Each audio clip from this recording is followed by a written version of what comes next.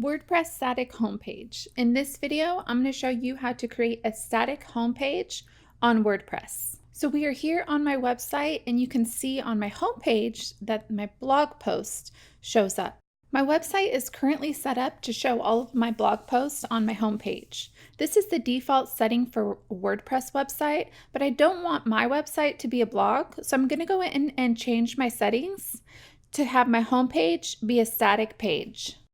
If we go up here and we click on the page that we already made titled Home, we can see that it is not actually connected to our home page, and it is just blank. This is the page that we're going to go in and use to set as our static front page.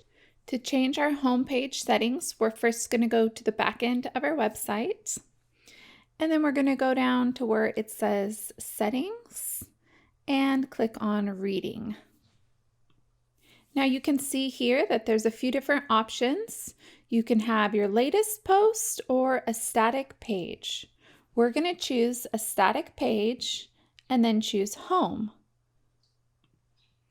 And then just scroll down to the bottom and click Save Changes. Okay, so the settings have been saved. Now our settings are set to a static page, and then the page titled Home should show up as our home page.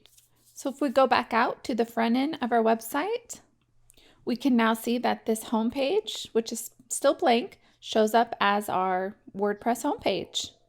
And now we just need to go into our homepage and we need to add pictures and content and whatever we want to have show up on our homepage when visitors come to our site.